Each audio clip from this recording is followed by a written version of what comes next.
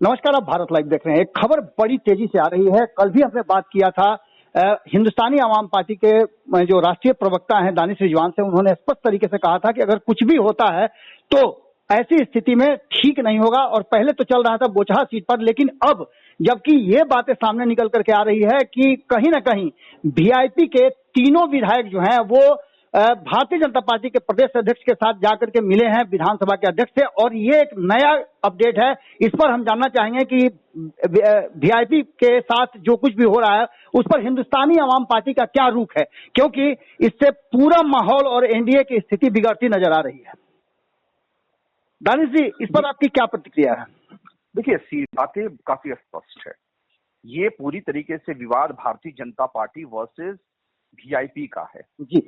VIP party में BJP के विरोध में उन्होंने अपने कैंडिडेट्स दिए हैं, बीजेपी ने वीआईपी के विरोध में अपने कैंडिडेट्स दिए हैं। ये इन लोगों का आंतरिक लड़ाई है जी। और आंतरिक लड़ाई में अगर एक दूसरे के नेताओं को तोड़ने की जहां तक बातचीत हो रही है, एक दूसरे को, लेकिन सबसे बड़ी बात यह है कि बिहार विधानसभा में आपने कहा कि तीनों विधायकों ने समर्थन दिया है या फिर तीनों विधायकों ने भारतीय जनता पार्टी को ज्वाइन करके ये स्पीकर को लिख के दिया है कि चूंकि हमने भारतीय जनता पार्टी ज्वाइन कर लिया है, इसलिए सदन में हमको भारतीय जनता पार्टी के विधायक के तौर पे मंजूरी दी जाए।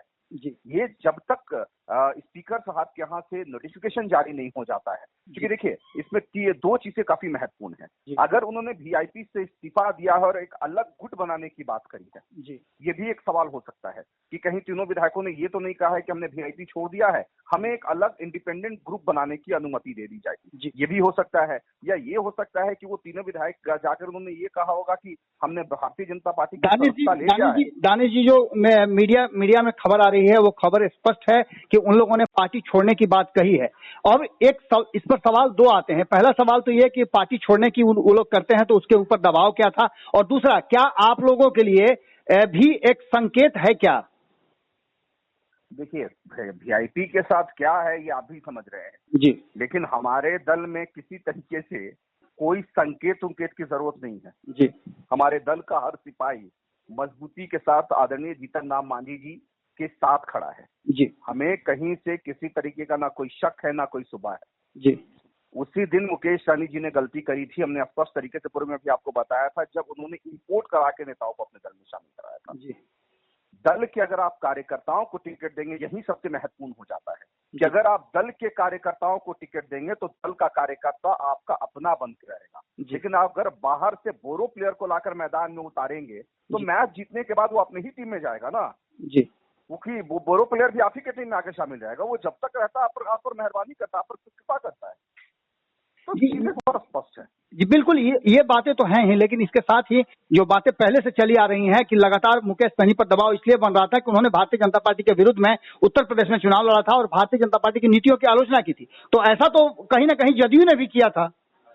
देखिए, ये कोई कारण नहीं है, उसके अलावा बहुत कारण है। तत्कालिक कारण तो ये माना जा सकता है कि बेबी कुमारी के अगेंस्ट में इन्होंने कैंडिडेट उतार दिया, ये भी एक तत्कालिक कारण माना जा सकता है। देखिए, किसी भी गठबंधन को तोड़ने टूटने में, किसी भी पार्टी को टूटने में कई कारण होते हैं। एकमात्र कारण ये नहीं हो सकता है कि भाई तत्कालिक कारण को हम जोड़ करके देख लें और कह दें कि पूर्व में ये हुआ था, वो चीजें नहीं है।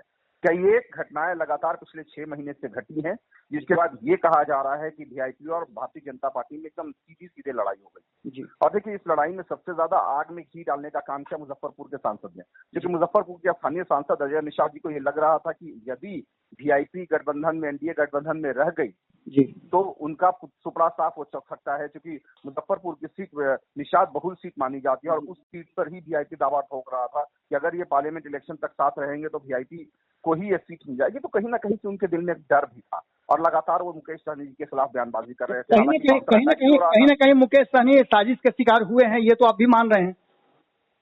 देखिए, राजनीति में इस तरह के शिकार होते रहते हैं, ये कोई नया नहीं है।